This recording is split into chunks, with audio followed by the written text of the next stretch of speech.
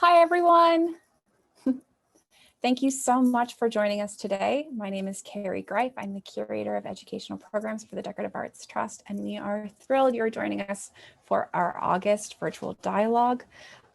We are so excited to share this chat, but before we get into it, I just want to go over a couple of housekeeping things. There will be a live Q&A at the end of today's presentation, so please feel free to ask questions in both the chat and the Q&A field. You can find those by looking at the bottom of your Zoom screen in the toolbar right there. You'll see both chat and Q&A. Also, if you have not already done so, please register for our virtual tour of Sabin Hall featuring Ralph Harvard. That will be taking place this Thursday at 1 p.m. and we would be thrilled to have you. It's going to be a ton of fun. And if you enjoy decorative arts and you have been enjoying some of our virtual programs, please consider becoming a member. We would love to have your participation and support. So without further ado, it is my pleasure to introduce our presenter today, Carlene Bermann. Carlene was a Holbrook Fellow from September 2020 to May 2021 at Hyde Hall in Glimmerglass State Park, Cooperstown, New York, the site where much of the research she's presenting today will relate to. She has also worked at several other museums and historic sites, including the Providence Children's Museum, the Mystic Museum of Art, the Slater Mill Historic Site at Hildene, and the Lincoln Family Home. She currently works part-time as a museum attendant and exhibitions and collections assistant at the Greater Oneonta Society in Oneonta, New York. And she's in the midst of a summer internship as a collections and interpretations assistant at the Hannaford Mills Museum in East Meredith, New York. And she is incredibly qualified in the realm of historic house and historic house interpretation. And we are so excited to share her work. So without further ado, I turn the virtual podium over to you. So thanks, Carlene. Thank you so much, Carrie. Just give me a second here to get my screen sharing going. Okay, I hope that everybody can see that okay. So thank you so much for being here. I'm thrilled to be with all of you today, and thank you to everyone at the Decorative Arts Trust for having me. It is really, truly an honor to be here. So as Carrie mentioned, what I'm going to be talking about today is going to relate to a lot of the work that I was doing, the discoveries that I made while being a fellow at the Hyde Hall Historic Site, which is pretty local to me. It's about 40 minutes away. I am in Oneonta. It's okay, Carrie. I know that's a hard word to say. So this site is pretty close by, and they've had a long-standing partnership with my graduate program, the Cooperstown graduate program in museum studies. So it was very convenient and a great and local place for me to learn, a great learning opportunity. So I'll start with just a little bit of an overview of what I'm going to be talking about today to give you a sense of what today is going to look like. So again, most of this research was a result of this 9-month fellowship, and I am currently a second-year student in the Cooperstown graduate program. So I'll be talking about the work that I'm currently doing and have done, as well as talking a little bit about the site itself, Hyde Hall. And then I'm really going to use this setting for an in-depth analysis of one object to start with. So I'm going to primarily focus on one decorative arts object, and then really use some of the same techniques to talk about some other objects. And this is sort of a model of how museums can really use objects to tell greater stories and to really expand their narratives. And then of course there will be a Q&A at the end. So just a little bit about my background. When I was very young, my father was a toy maker. So I think that led me early on to an appreciation of handmade goods, and also led me to choose pursuing craft and material studies for my undergraduate bachelor's degree. From there, I went on to serve in AmeriCorps. I was an informal educator, and I worked in several museums as a docent and in visitor services. And that really taught me a lot. I'm very passionate about education. It taught me a lot about how to interact with the public and to some extent how to interact with things. But I think that was missing a little bit from my previous education. So now when I look at an object, especially in a historic home, I automatically assess and appreciate its beauty. And I'm always curious about the provenance of things. Who made them? Where did they come from? Why are they important? But I think as I've kind of continued on in my career, what's most interested me as I shift more towards thinking about exhibit design and curatorial work, and shifting away from education, although I think education is always central to what we do in the museum field. I find that what I'm very interested in is the ability that objects have to tell compelling stories. And this is an ongoing debate in the museum field. And interestingly enough, when I came to Hyde Hall, I thought my fellowship would be primarily helping with social media projects and marketing, something of which I do not have a lot of experience in, and something that made sense to do in the midst of a global pandemic. Whereas doing object-based research didn't make as much sense during a global pandemic. But after I spent a little time at the site, which was easy to do given its proximity to my home and to school, it became clear to me that my true interest in the site and the projects that I wanted to do really lay elsewhere. So this is Hyde Hall. So it is currently located in what is now Glimmerglass State Park. It is considered a neoclassical Georgian manor house. There are elements of Greek revival style, which you may see with those gorgeous Corinthian columns, just the beautiful peaks and the chimneys. This building was designed by Albany architect Philip Hooker, and he was a well-known architect working in the region. The house was commissioned by a wealthy Englishman, George Clarke, and his second wife, his American wife, whose name was Anne Lowe Carey Cooper Clarke. She, interesting fact, was actually recently widowed from the brother of James Fenimore Cooper. So construction on this property lasted from 1818 to 1834. There were several additions added to the house during that time period. And this did serve as a year-round residence for the Clarke family, although they did have several estates in other areas, including a family seat that was still owned in England. And George Clarke, when he originally moved here, did have a house in Albany as well. This home was lived in by 7 generations of the Clarke family, and then eventually purchased by the state of New York. In 1986, it was designated a National Historic Landmark, and that was due to the uniqueness of its architecture and the completeness of its documentary record. So it is still owned by the state of New York, but it is run and managed and operated by a private not-for-profit organization known as Hyde Hall Incorporated. So here's another view just to give you a sense of the scope of this property. Here's the house itself. Originally, it sat on about 360 acres of land, which stretched into what is now most of the state park. You can see it's really a gorgeous spot at the top of a hill, forest behind. That water you see in the distance is Otsego Lake, which is one of the deepest and most popular lakes still in our part of the state for tourism, and can be accessed by all through the state park.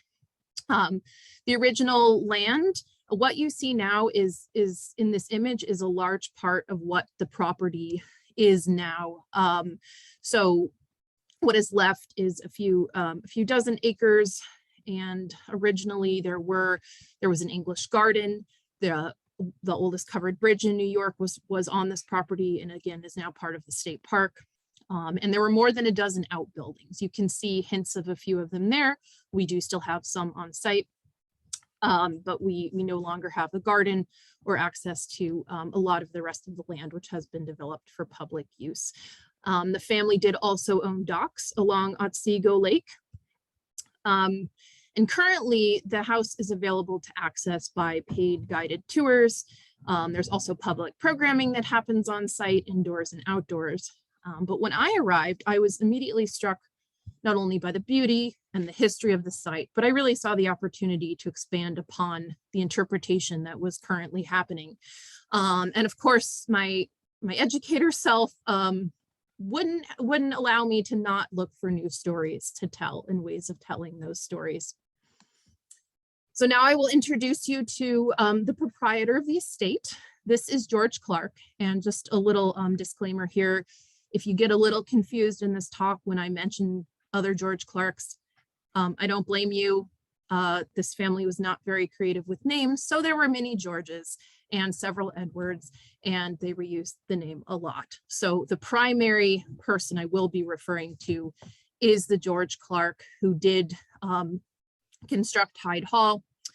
This is a portrait that is in the Hyde Hall collection. It is a copy of an original that I believe is in a museum in Kentucky. I could be wrong about that.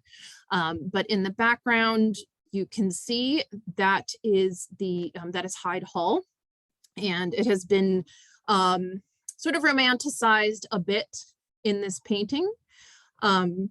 Clearly, we are supposed to be thinking of it as a grand and stately and even European building.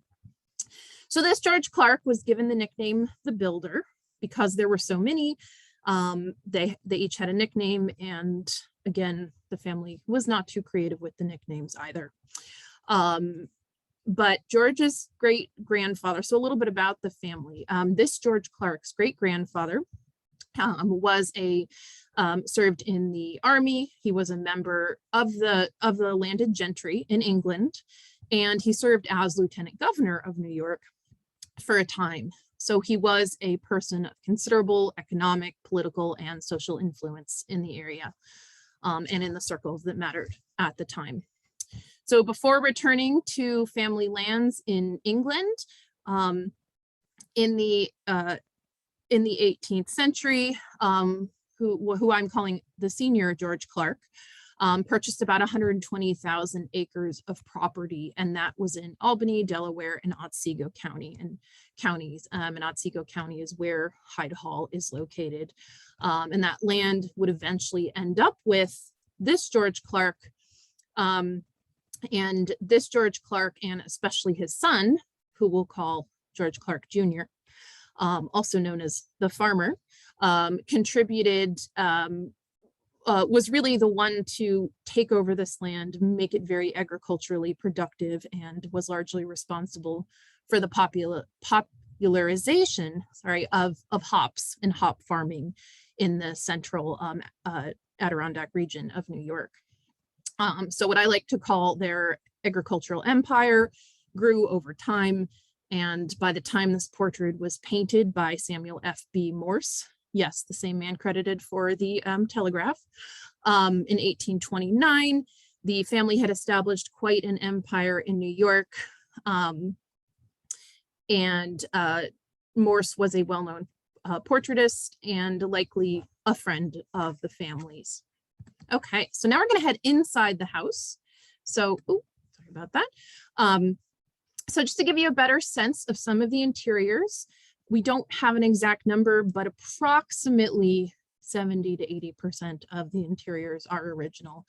Of course, many of the upholstery, the drapery, and the carpets are reproductions. Some furniture was acquired later, because remember, there was Clarke family living in this house for about 150 years. So things changed while the family was living there, but luckily we do have a lot of the original furniture. So of course the house itself is beautiful. We can see many beautiful decorative arts objects here, and certainly I appreciated them all, as do all of our visitors that come through the house. But mostly what the tours at Hyde Hall currently include are information about family relationships and the furnishings. Clearly very important, but what I wanted to do in my time there was to really zoom in and get to know a few specific pieces in the collection. Ones either not currently on display, so not getting a lot of attention, or pieces that I really saw as holding great narrative potential that perhaps was not being reached currently at the site. So we're going to start with the kind of what I call the iconic image of this presentation. And I chose this because this is an object that one might expect to see in a 19th century wealthy Englishman's home. It's a sugar bowl. And the sugar was primarily used for sweetening tea, which was very popular, especially among the upper class at the time. And again, my educator self likes to give prompts to really get you thinking about how you would experience this object if you were coming upon it in the first time. And many of us have probably had that experience. Something like this is not very uncommon for us to see in a historic house, especially in this time period. So immediately, you know, my mind thought, wealth, influence, power, beautiful, shiny, silver object. As a craft major, I was trained as a fine jeweler. So to me, also, I immediately thought about the amount of work that went into the fabrication of this object. And then, of course, later, all of the polishing and maintenance involved, which is not something we often hear a lot about, sort of what happens after these beautiful objects go into circulation. What also really struck me was the cost of the raw materials involved. Now, this is part of a set. The little inset to the right you can see is a cream pot, also manufactured by Shepherd and Boyd, an American silversmith team in 1829. And these items were personalized for the Clarke family. You can see at the bottom right, that is the Hyde family crest. And the Phaon is that the little object that looks like a sword or a pin going through a V. A little hard to see, but it is engraved into the center of both the cream pot and the sugar bowl. And that was fascinating to me as well, to think that even in this object, which little hard to get perspective, but it's about 8 to 10 inches tall. So even in this object, George Clarke thought it important to put his mark to say, I own this, this is mine, this is a sign of my, family's influence, and he's claiming it and making sure anyone that entered the house knew that it was his. So I was really interested in that idea, and I thought, well, why would you claim something, like this, that in a house like this, may go unnoticed because there's so many fine objects from all over the world. So luckily, the Clarke family, this George Clarke in particular, was a very studious record keeper. So most of the information that we do know about the Clarkes and about the house come from family papers that were passed down, many letters, invoices, things like that, which do live at Cornell. That is their home.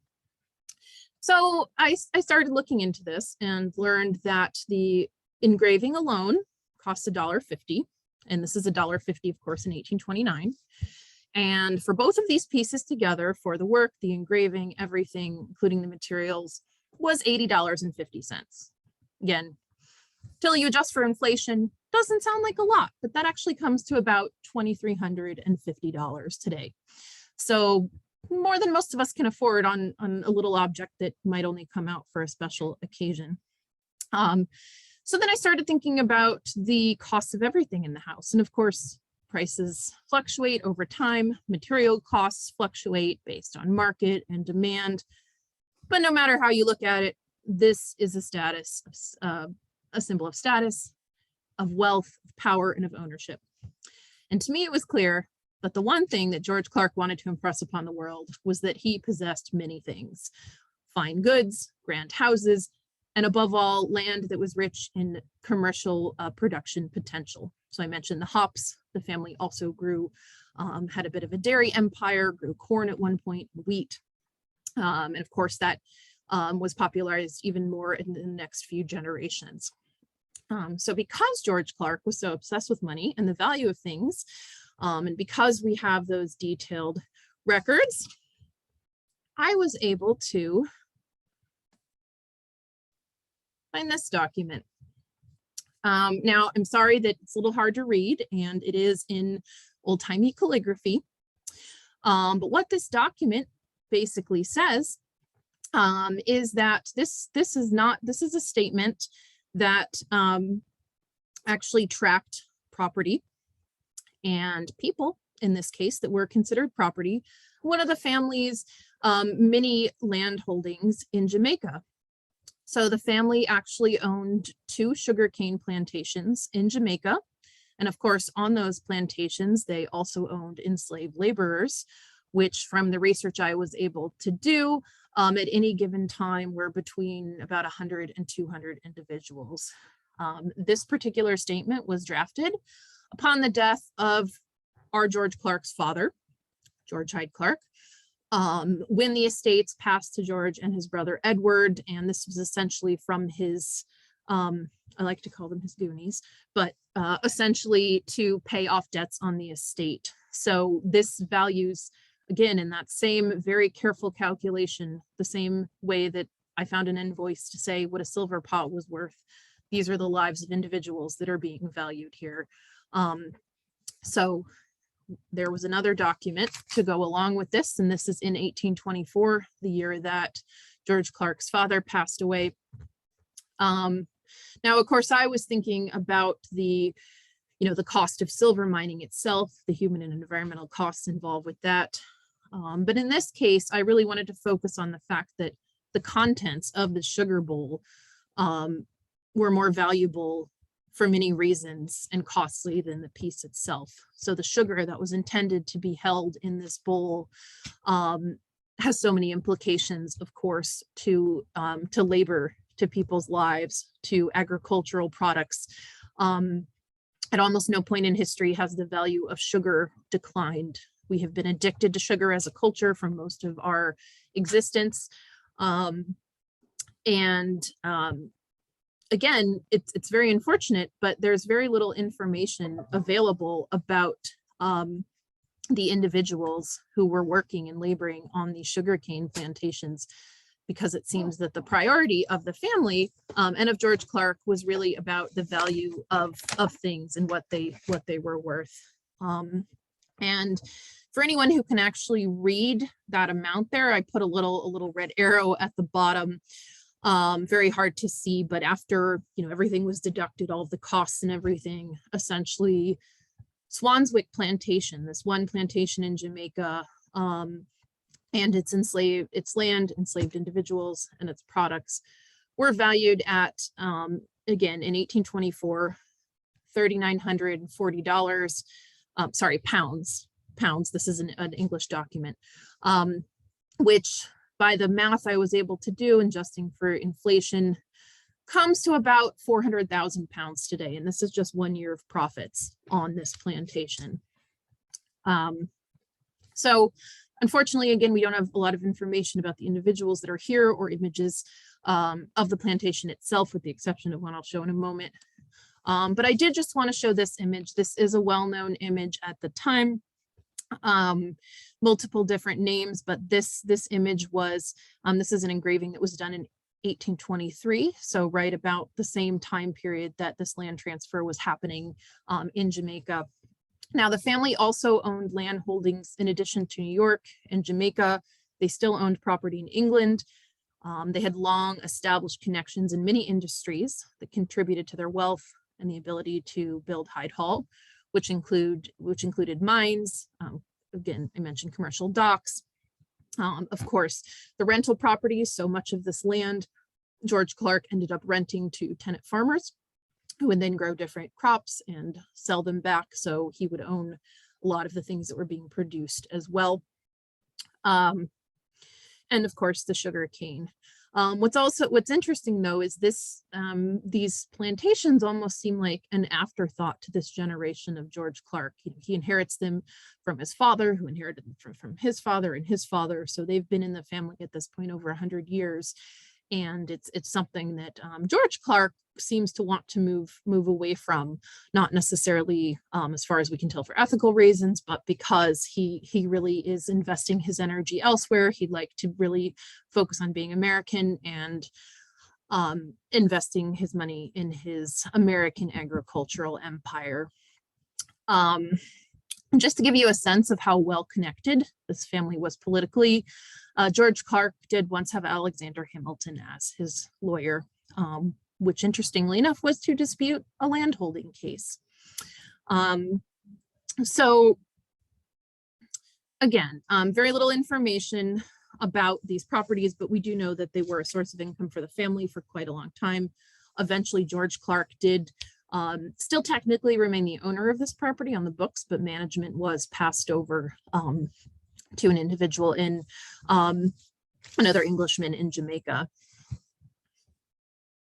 So here is an example of, to the left, one of the few images that exists of the Cheshire, England Hyde Hall, the family seat of which our New York Hyde Hall is named. And this is a current picture of the great house and what was the Swanswick plantation, which was in Trelawney, Jamaica. So it's interesting to mention that the system that George Clarke and his later descendants were perpetuating was known as paternalism. It was still considered the best method of land ownership.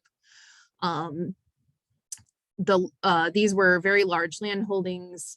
Tenants rented land from the Clarks in Cherry Valley, Milford, and Middlefield, New York, primarily. And all of these, issues, the fact that the tenants did not have many rights over their property, that much of what they had was actually owned by their landlords, and they had what were called life leases. So you often were kind of trapped in a lease for a very long period of time. These issues all came to a head in a period known as the anti-rent wars from 1839 to 1845. So there were calls for land reform, changes in the way that land was used and managed. And this primarily took place in the Albany and Hudson Valley region, but obviously affects us here in central New York as well. And interestingly, the things that happened in our small little Cooperstown area did lead to larger implications for changes and provisions for tenants' rights and dissolutions of some of the land monopolies at the time. And these were reflected in changes to the New York Constitution of 1846. So very interesting. And now I'll move on just to show you, I know there's some other objects you're probably interested in seeing in the house. So I wanted to expand beyond just, small, beautiful objects that, we can hold and see. Of course, those have their place, but I really wanted to zoom out farther, or in farther perhaps, and think about the building itself and the architectural features and their ability to tell stories. And I began to ask myself, what really makes Hyde Hall a home worth preserving? What makes it, special and different than so many other, historic houses that we see, where wealthy people owned all this neat stuff. And one thing that I just found fascinating was how just the variety and attention paid to features that were very similar yet quite distinct.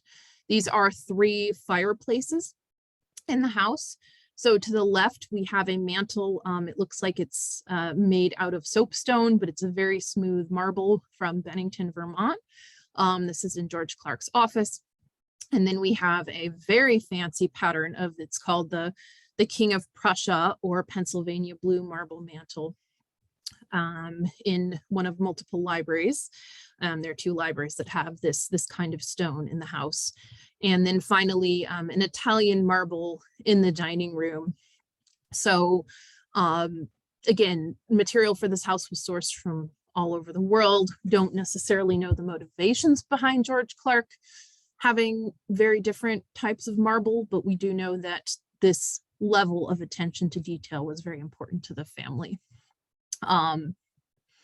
So of course, one of the reasons that people like to see places like this today is just the stunning attention to detail and the amazing craftsmanship involved in these materials, and also the consideration paid to even the paint colors and matching things like fireplaces to the rest of the interiors. Okay, so another thing that fascinated me, speaking of architectural elements, I began to think about staircases and ways that we move between in spaces and get to other spaces. And the 2 images on the left are what is known as the main staircase in the Great House. And the Great House was what they called the primary part of the property. I should mention, just to show you quickly, sorry, I'm going to go back to the top here. I just wanted to show you that this portion of the house, so it's this lighter cream color here, was the main, was considered the great room, the main part of the house. And then all of this in the back, those were actually servant and staff quarters, and the kitchen and all of the sort of inner workings of the house that made the rest of it run. So I find that fascinating as well. So again, to the left, we have on the top, this is a picture before the carpeting was restored, and on the bottom when the carpeting was restored, to the staircase. And the staircase finishes with a grand chandelier, a grand crystal chandelier. So one really gets the sense of ascending into eternity. It's a spiral design that's intended to really make space seem to go on forever. So just the way that this was designed, again, was influencing perception. It was making one think about infinity and space and just the wealth and the power and the prowess of this family going on and on. Where to contrast, the staircase on the right, much subtler, simpler. This was a staircase for utility. The stairs are actually, the height is a little less. And hard to see from this picture, but actually the railing is made of tiger's eye maple. So there's some beautiful material involved here as well. But the primary function of this staircase was not to show off and impress guests. This was for the utilitarian use of the staff to move between spaces in the house. And there are several staff access staircases in the house. But this got me thinking about class systems in place, even in architecture, and how this can relate to class systems today and how we think about design. And even in the colors used, the materials used, how the space is interacting with other spaces around it. So on that note, another kind of key feature of the home that is really very fascinating are these vapor light chandeliers. And for those who may not be familiar with vapor lighting, it was a not nearly as popular form of lighting and considered today one of the rarest forms of lighting in the world. And there's a good reason for that. So vapor lamps, which was vapor was kerosene that actually went into a gaseous state after it ignited, could actually become little grenades. So these lanterns and chandeliers did have a tendency to explode. So interestingly enough, George Clarke, when he originally purchased these pieces, which more information from the records reveals that the one on the left, which is that there are 3 in the house. The one on the left is the vapor chandelier from the drawing room.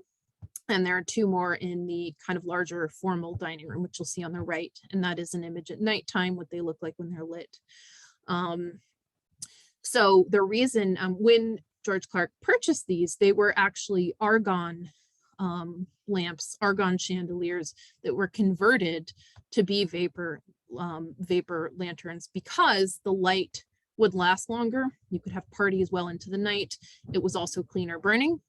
It wasn't whale oil that was smelly. That was the most popular oil of the time.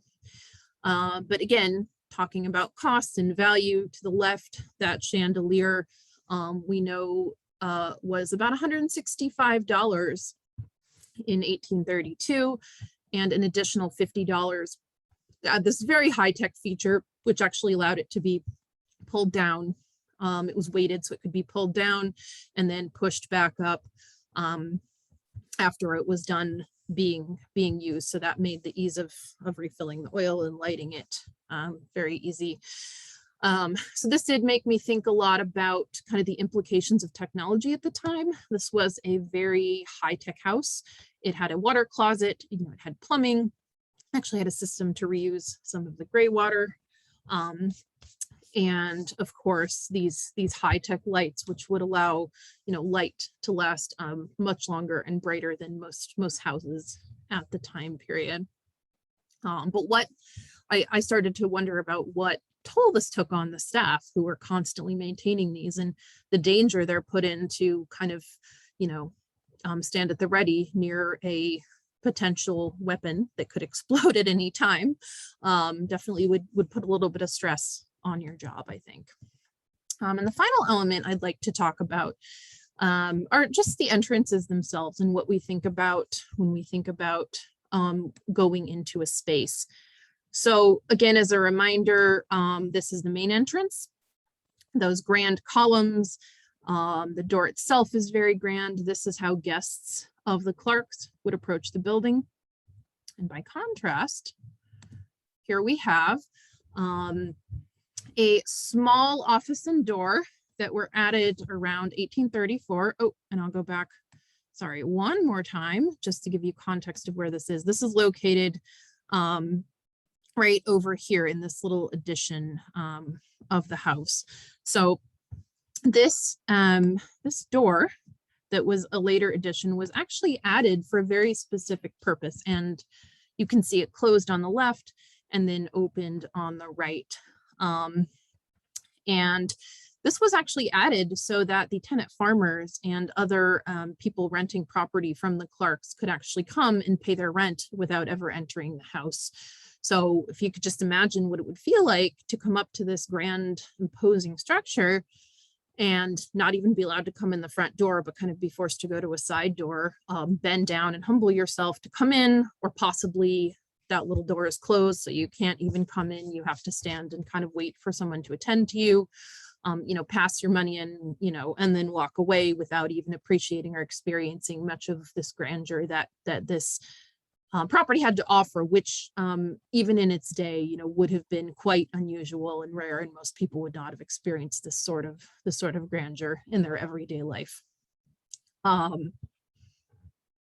So with that being said, all of these ideas made me think about this formula for how we think about history in historic houses. And you know, each object we think about is really a piece of a much larger and more complex puzzle and story. And this formula that I created, where here we have the formal dining room, that's the same room where we saw, those are the vapor lamps in the daytime, you know, is not possible without the staff or servants. So the paid and unpaid labor. Again, no images of the individuals themselves, but the individuals on the Jamaican sugarcane plantations. Again, 100 to 200 people just for one plantation, one product that goes into one bowl in this case, but several bowls in the house, one tiny element that is not even a necessary element of everyday life. That's, you know, it's a sweetener. It was really considered a novelty. It was not yet an everyday staple of people's lives. So just to think about the amount of upkeep, the amount of labor, the amount of work that went into creating every product that's in a historic home, you know, upkeeping every product, every element of design, all the labor that goes into the importation and exportation of goods on behalf of the proprietor's business interests, in this case, George Clarke. And I was also thinking about, you know, this formula, if we were to apply it to the 21st century, you know, what is the 21st century sugar bowl? What is that object that really is the pinnacle of beauty, but also holds this dark past as well? And it can be kind of complicit. It can be so many things at the same time. It can be both impressive and oppressive. And of course, without a doubt, the world is still addicted to sugar. So we could say, yes, sugar is still that thing, though it's manifested differently. But I don't really think most people would think of a sugar bowl as a status symbol in American life anymore. Is it an iPhone 12? Is it a drone? Is it a Tesla? Maybe it's a private jet. I know I don't have any of those things, but I think it is important by making these connections between the past and the present, between history and objects. The objects take on new significance. So I do think it's very important to allow objects to speak and to tell full stories and to take on that full significance for all of their visitors. So now that I've kind of talked about all the research and the things I was thinking about, I will finally show you how that is all culminated So my way of sort of solving this, addressing this issue of how to tell more of these stories, provide more access while still appreciating, the beauty innate and the craftsmanship, in these special objects. Luckily, we were, the staff at Hyde Hall and I were able to write a grant that we successfully received to create 4 interpretive panels, which will soon be installed along the site. And these should be in place by the fall. This is one example of one of the panels. So this is the panel that we created, which uses this object, a real thing in the collection, and uses it as a focal point to expand the story, sort of the how we got here and what next and all the implications involved. So of course, this is ongoing work. And to answer my own question that I posed earlier, is it possible to tell every story in a museum visit? The answer is emphatically no, it is not possible. So we all must always think about how we prioritize information and means of transmission. I know for myself, limiting the directions that I went in and what I thought about was definitely a challenge. But no matter what, I think at its most, their most successful historic sites do leave us, with more questions than we started with. And of course, we may not have them all answered, but if we were leaving with some self-guided inquiry and ability to sort of do our own research and to make more connections and really think and to care, that's my main goal and my priority in this field. And I hope that these interpretive panels, when they're installed, will give people a new way of engaging with the entire site of Hyde Hall, not just the interior of the building, that they pay to see. This will be a free and accessible way for people to really get a sense of the whole site, to hopefully pique curiosity, hopefully lead to new programming, future tours, and further interpretive work, because I know that the staff at Hyde Hall is very interested in, carrying on this work. So with that being said, I really want to thank Carrie for inviting me to be here. Of course, thank all of you for watching. I'm so grateful for this opportunity to share my research and this project with you. And please come visit at Hyde Hall. These panels should be up in the fall. And here's some more information about the site, about the Clarke family. If you really just want some, decorative arts porn, go to these interiors on Pinterest. These are some gorgeous images, and also some more information about there's a lot out there in general about Jamaican and Caribbean sugarcane plantations. Not a ton about Hyde Hall itself, but that is information that is becoming more accessible as we get more of the records digitized, and my contact information as well. And thank you so much. Thank you so much, Carlene. That was wonderful. I wish I could be at Hyde Hall right now to see, well, I guess your interpretive panels aren't installed yet, but as soon as they are, I hope to pay a visit to get to check those out. And I want to give as much time as possible to you and Erik. So I will go ahead and introduce our illustrative co-speaker, Dr. Erik Greenberg, who is the Director of Museums for the Newport Restoration Foundation. He holds a PhD in American History from UCLA and MAs in the same field from UCLA and California State University, Northridge. Over a 20-plus year career as a public historian and museum professional, Dr. Greenberg has held numerous posts. He was the Director of Education and Visitor Engagement at the Ottery Museum of the American West, an adjunct professor at numerous campuses across Southern California, a consultant for a diverse range of projects, including the Bank of America's Western Art Exhibition, Searching for the Horizon, the Santa Barbara History Museum's Education and Interpretation Program, and the Descanso Gardens' upcoming exhibition on the history of the Tongava, Southern California's first peoples, to name just a few projects. In 2009, Erik was the Lowenstein Wiener Research Fellow at the American Jewish Archives in Cincinnati, Ohio, and he is regularly published He's a regularly published scholar and reviewer in various journals and publications, including California History, the Oxford Encyclopedia of Modernism, and the online historiography site, The Tropics of Meta. So thank you so much, Erik, for making the time to be with us, and I will leave the conversation to both of you.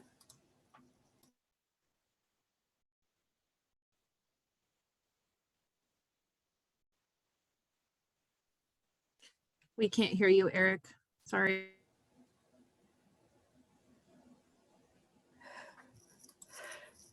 Sorry, Erik, we can't hear you. Oh no, can you hear me now? Yes, yeah, that's Oh my great. gosh. Thanks so Well, much. what I was actually apologizing, Carrie, for sending so many unpronounceable things in my bio. We think we know what these things sound like because we hear them in our head throughout our career, and then we take them out of context and realize, oh my God, nobody in Philadelphia knows who the Tongva are. So thanks. Thanks for the wonderful introduction. Thank you for the invitation to do this. Thank you, Carlene, for your presentation, for the time that you and I have spent together remotely discussing it and sort of thinking through some of the questions that you have posed. And at the center of those, and this may, for those who are not museum people on the call, right, they may not sort of immediately recognize that at the center of what you're trying to do here is, you refer to an ongoing debate in graduate school. To some extent, that's a debate about what we call decolonizing the museum. But I don't want to dive into that because I'm not sure that it's necessarily applicable to this. What is, though, is this division that those of us who work in museum field have had for a long time, albeit somewhat an artificial division, between those museums that focus on art and those museums that focus on history, right? What you have often talked to me about is the hierarchy of objects, right? And the aesthetic hierarchy of objects. And so I want to start with the question. So you've done a very nice job, I think, of sort of pointing to the stories behind a sugar bowl, right? I can look at a sugar bowl and I can tell you a million stories about history. But my question to you is, so that we have some context, how would that sugar bowl be interpreted in an institution more focused on art, right? An institution that's more interested in its aesthetics than its history? That's a great question. And being an artist also, first and foremost, having worked with materials, silver myself, certainly we cannot ignore the material quality of this object. So there wasn't a lot of opportunity. I wasn't thinking too much about this in the work that I was doing at Hyde Hall, but I think there are many cases in which objects like this do appear in paintings, in visual forms. And I do think, perhaps approaching it in that direction of how has this material been sort of presented throughout time and what has its significance been. And I think if I were doing this in an art museum setting, I would likely try to find connections with a similar image, perhaps in a visual piece of art, or perhaps even just start with maybe delving a little more deeper into the symbology of those, that Phaon and the family crest itself, and sort of what that meant and what it meant to represent, those different, I didn't talk about it, but the scallop shells, all the different pieces of that crest had symbolism. And certainly what we can learn from that when we look at objects, the marks and the things that are on them that go beyond just their shape. Right.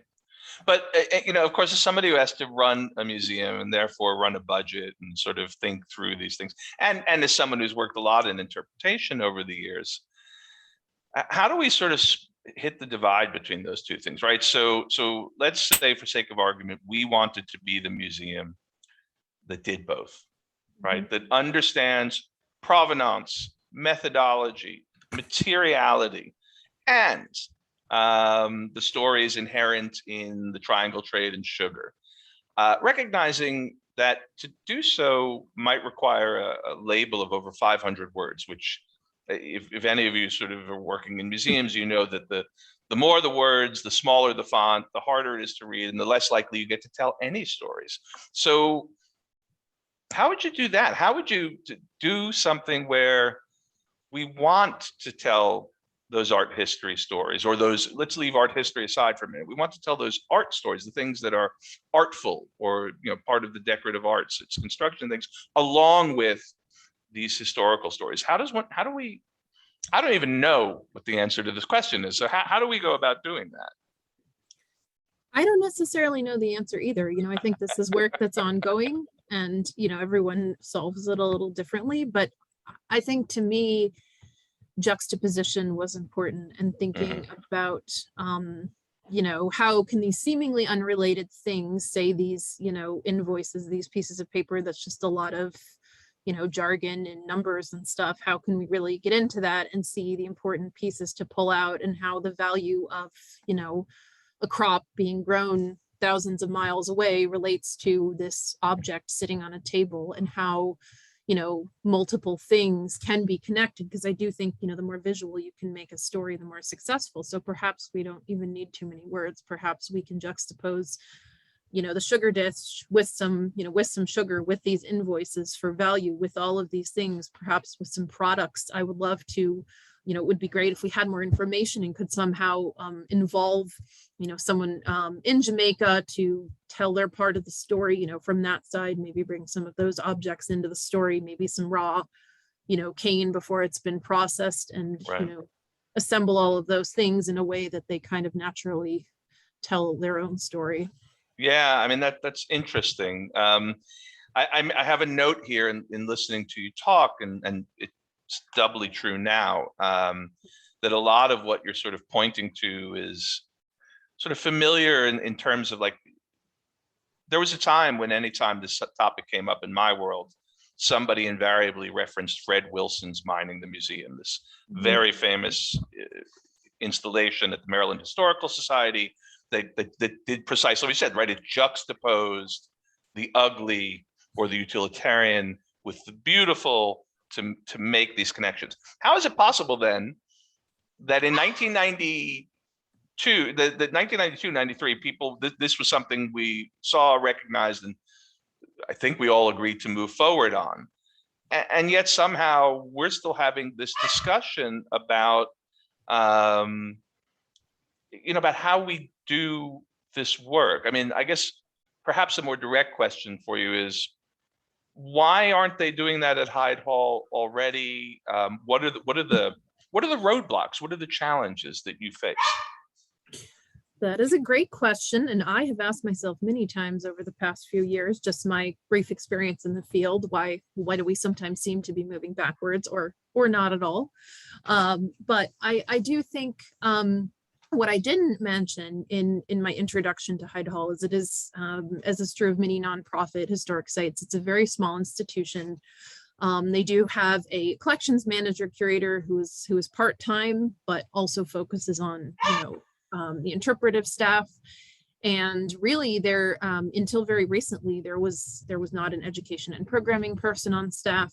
There's not an exhibit designer. They really just don't have the wherewithal to do a lot of this work. And I think this is until this key issue changes for a lot of these small historic sites, despite what's happening in the larger field, they're just never going to be able to keep up or to get to that point, because they just don't have the bodies. They don't have the staff.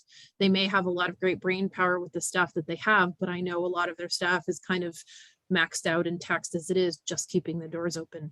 And they did manage to, survive through the pandemic, keeping the doors open, and have recently brought on an education person, event person who is looking to expand some of these stories. But I think a lot of times it does take somebody coming in from the outside who can really focus dedicated amount of time outside of everything else, the politics and everything that's going on, to be able to really get the ball rolling on some of this work.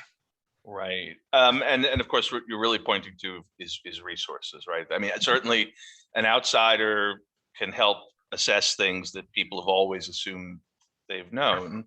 That's a big help.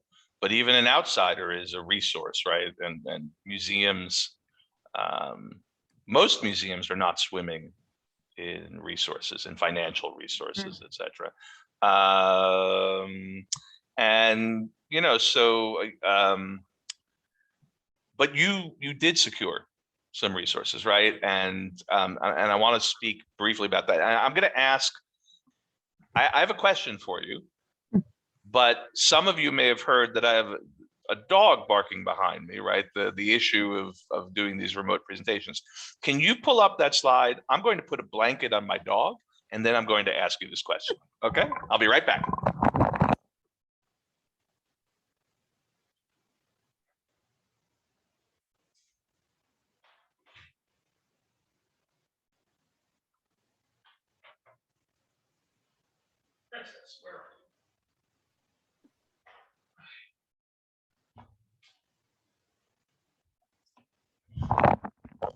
I also have Sorry a bark. about that. Okay, Hi. I also have a barking anxious dog I've been feeding treats to this entire time. Oh, very clever. I want to, when you first showed these to me a while back, when you shared the good news. Well, first you actually had shared these with me before, but when you shared the good news that you had the money to produce these, one of the things I noticed is the levity, right? The few sort of phrases that you put up there in green. One number two, how the English gent end up here, and I sort of I recognize that as in keeping with things that Beverly Sorrell has written about with respect to different ways to approach labels. Why did you choose to do that? Why? Because throughout these panels, every one of them begins with some phrase that is a little bit flip. Why did you do that? What was it you were trying to achieve? Yeah, so this, of course, the language itself, we went back on a lot, and I was assisted by staff at Hyde Hall in the creation of these panels, and really, part of, I think, what a lot of historic sites, especially small ones, struggle with is modernizing, is kind of catching up with not only technology, but sort of the trends that are going on, in the field at the time. And to me, something that is severely lacking in a lot of historical sites is humor. And I think without humor, it's very hard to, engage your audience. And I've noticed, as someone who's read many, many interpretive panels myself, I always look for the bold text first, and if it captures my interests, and if it's engaging to me, and if it's something I can relate to in my own personal life, whether that's a catchphrase I know or something like that, I'm going to say, oh, that's not what I expected to read on this sign at this stodgy looking place. So that's immediately going to make me want to delve deeper. And I think that's really what we were trying to do. We're trying to have a balance of, yes, providing the factual, serious information, but to really make that approachable in a way that everyone thought, they could relate to, they might find funny, that might kind of play upon itself. And also, you think, well, yes, this stuff is serious, but also, you kind of do have to have, fun with it. We want you to be engaged, or you may not continue reading, you may not find this as anything that relates in any way to your life. Right. I mean, that's all. Grabbing people's attention, getting people to read even the first sentence of a label is always hard work. I think I'm going to ask you one last question, but it's a big one. But it's no surprise, I've been warning you about it for weeks. I used to work, I still actually work with this woman who helps us do evaluation. She's an evaluation consultant. And when we used to do evaluations, frequently say, we'd ask visitors, what, if anything, would you change about this exhibit or this building or this or this, that?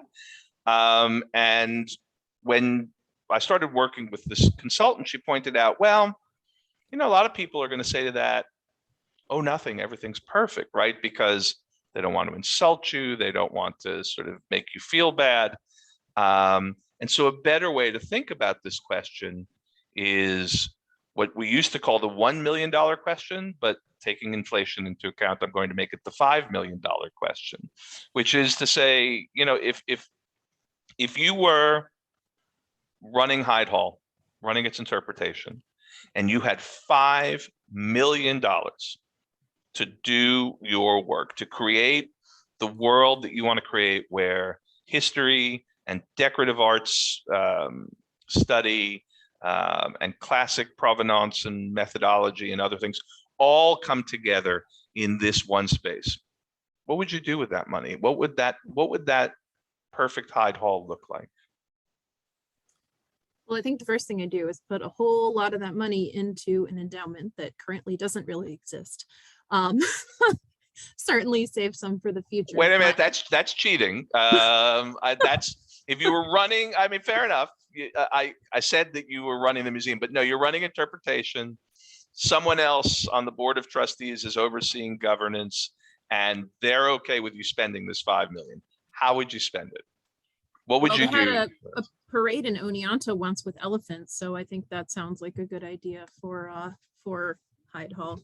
No, I think something, there are a few crucial pieces sort of missing to the story that would really allow a lot of additional interpretation, and some kind of unique potential to happen with the site. And the first of those, which, you know, the staff is very well aware of and is working on, is reestablishing a what was once a tiered English style garden on the site. But I would take that farther than just having the garden, would actually use some of the property and perhaps buy or expand into the park to really add back in some of this agricultural history that's missing, because I think that's a key role. At one point, there were actually some fruit trees on the property.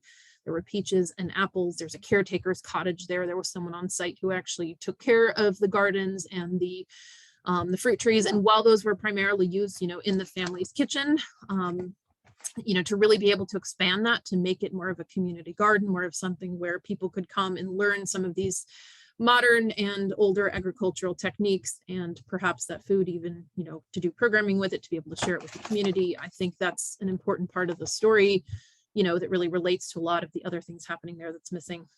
Another thing I really want to do, that I've always wanted to do at every historic site I've been in, is like give people props when they enter the house so that they can really become characters in the story. And I would love to just hand out at the door something to everybody so they could become a part of the story of the house and really appreciate it in a way that made it come alive. So if there was a budget to really, you know, have repros of a lot of these objects and costumes and things that people would be able to really become engaged in the story. Also, I think if we could have some sort of, you know, because art and decorative arts are such an important part of this story, I do think having, you know, and we know that even having commissioned paintings is part of Hyde Hall's past, to have some sort of artist residency and to be able to bring that aspect back, I think that would be a very interesting thing. And one thing I didn't mention about the public programming that happens there is that music is a big part of the story as well, because the family not only has pianos in the house and we're musicians themselves, but there are currently a lot of programs that do go on, which is one of the most exciting things to me about Hyde Hall, that do bring in local musicians. And I think really expanding that and making it more of an educational center for some of that kind of classical music would be great as well. Well, that's great. I mean, I would also because, you know, one day you're going to get this $5 million. So I just want to go ahead and give you a couple of other suggestions, which is that information takes place in many different ways, right? So signage is one thing, apps are another, videos are another, guides, of course, are another, and putting your resources into all, because we all want to learn in different ways, right? Mm-hmm. And I think that's something that we at Rough Point have been working with for several years now, thinking about the many levels at which we have to reach people so that they can learn. And so thinking about sharing different information in different ways may help. But I really think, you know, that's it. I have a couple of notes here about, I'm interested in the fact that you are the daughter of a toy maker, and so that you have a kind of appreciation. In fact, I'll ask the question and then I'll hand it over to Carrie, I guess, if she's, I'm sure she's around. You know, so you and I have talked quite a bit about the hierarchy of objects, the way in which those which are the most aesthetically pleasing seem to draw the most attention, the frustration that those of us who try to tell stories with other objects often face.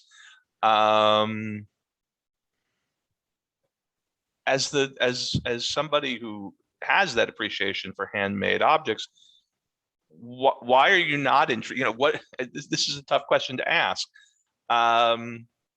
is there a part of you that is interested in that detailed kind of object work? And if so, how can we sort of bring some of that to light at Hyde Hall and other places? Oh, of course. I mean, I studied crafts and unfortunately learned very quickly that no one wants to buy a $40 bowl when they can buy a $2 bowl at Target. So it's just not really a thing so much. You know, artisans are not valued, as we all know, as much in our society. But I still place a high value on the making of objects, the skill that's involved. But I do think in order to kind of remain relevant, you know, it's very important to communicate those skills and crafts to modern audiences. But I also think it's important to, you know, kind of go beyond that and really, because if you focus, I think, too much just on the making process, you're going to isolate people that don't feel like they have those skills or abilities or have the time to be able to do that. So it is important to do different things. But yeah, as I mentioned, you know, an artist residency, I think it would be great to have some, you know, crafts there as well, both traditional crafts and then, you know, maybe some new innovative, even installation art. You know, there is extra room on the property. There's some blank spaces of grass that we talked about reestablishing the garden, but I think also having some public art, you know, would be an awesome opportunity, because that's the main thing, you know, that struck me was that the site itself is kind of being underutilized, which I think is a common thing, especially for a site with a unique situation like ours, where we're kind of owned by multiple entities in a park, public access, private access. It's kind of a complicated situation, but I do think as we can merge those worlds more, you know, and they have done that to some extent, you know, picnic tables have been put out, people are welcome to kind of wander the site, but, you know, there's not a lot for them to do. So incorporating more that they could do. Just a little bit to your earlier point, we have also discussed audio tours and audiovisual tours, and there is a one kind of self-guided, you know, video tour that exists of the property, but to really expand upon that in the future would be very important as well. That would be terrific. Well, I mean, I hope I get out to Hyde Hall sometime in the near future.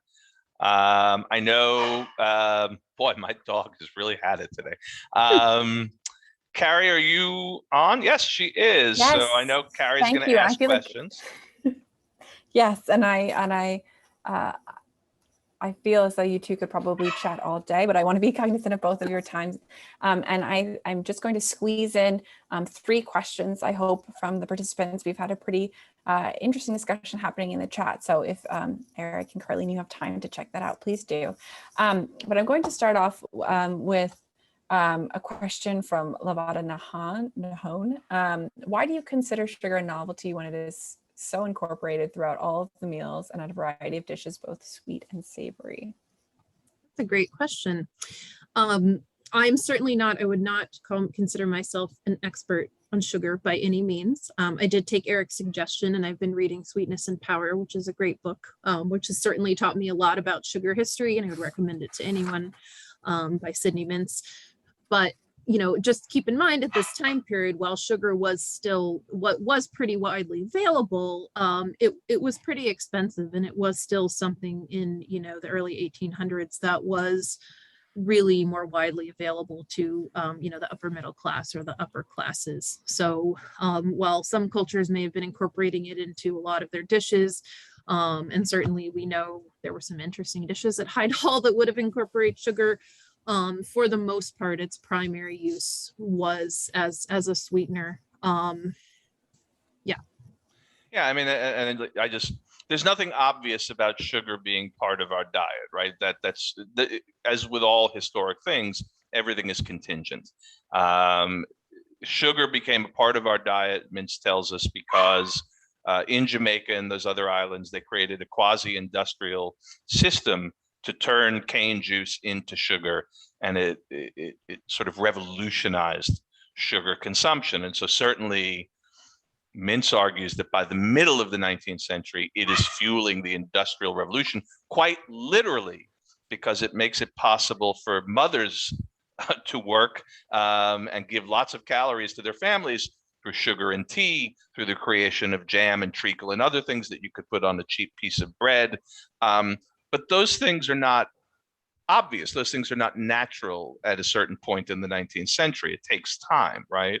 So, and yes, Lavada, you're correct. Sugar had been part of the food waste since the medieval period, but of course it was also considered a medical treatment in the medieval period. People would blow it in someone's face in order to treat certain things, and so but it was insanely expensive in the medieval period, and certain people would have sugar and other people would sweeten things in other ways. Yeah, and I think there's this cycle, as I mentioned, of, demand as well. And throughout time, there are materials that are certainly more available to certain people at lower costs, and then the cost rises again. And at this time period, in recently established, America, I think that sugar was not yet something that had caught on to in the magnitude in the same way that it had in England and in other parts of the world. Although it's on its way. I mean, by the mid-19th Yes. century, it's on its way. Absolutely. We have another sugar question, piggybacking off of that. So why was sugar added to tea in America and Europe when it was not generally used by the Chinese during the 16th, 17th, and 18th centuries?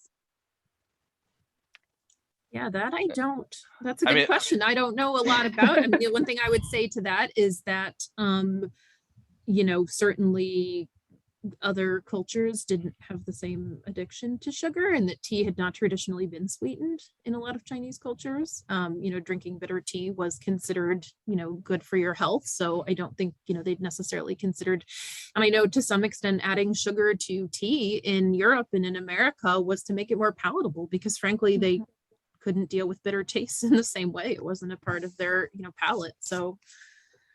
Yeah, I mean, I also go back to mince, right? That what sugar allowed was the infusion of a lot of calories. But once you could produce a lot of sugar from cane juice, what sugar produced was a lot of calories in a very small container, right? You could get a lot of it out there. Americans in the 18th century some of them weren't entirely sure what to do with tea. I have to go back to my consumer history books, but I can't remember which historian, but a fairly well-established colonial historian said that in certain parts of Long Island in the 18th century, when tea first appeared on the landscape there, they put it on buttered bread, right? It took them time to learn. And then the final thing being consumerism, right? So tea has a whole ecosystem of consumer items that are built around it. And therefore, the creamer Carlene showed us, right, is that, I often compare it to when you buy a TV, you don't just buy a TV, right? You buy something to put it on, you buy something to attach to the TV to make it more useful. Tea and its byproducts were very much like that in the 18th century. And by the 19th, it had already been established for the upper middle class, to be sure.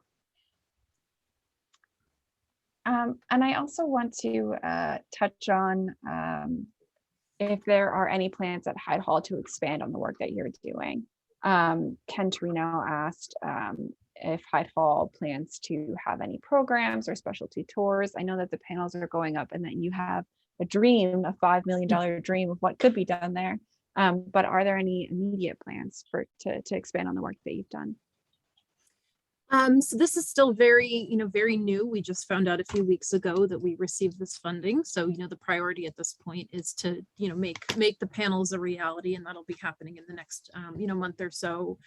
And then I think from there, kind of brainstorm some other ideas. But, my stint at Hyde Hall is done now. So it's really a matter of, passing on the work, to future fellows or to, the current staff. And I do think now with the, addition of a programming person to really focus on that, I do think there's a lot of thought about, certainly bringing more school groups and more ways of, telling these broader stories. And now that we kind of have a baseline there, we have a basic orientation and welcome, I think it will be much easier to expand upon that, but I can't say what the, specific time frame for that might be. And I think part of the work will be instilling in you a new perspective that you bring to every institution that you continue to work out and influence. So thank you for doing that and continuing to share a unique and new perspective in these places, even when it may not always be easy. And I want to apologize to all of our participants. I'm sorry we could not answer every question, but Erik and Carlene have been more than generous with their time thus far. If you do have any lingering questions and you are just dying to have them answered, you can go ahead and email me, and I will pass them along to both of our presenters. So that's Carrie at decorativeartstrust.org. And Carlene and Erik, thank you so much again. Especially Erik, you're in the middle of a hurricane. That sounds well. No, the hurricane's gone. I'm not that brave. So we're cleaning up from a hurricane. That's what we're doing. Yeah.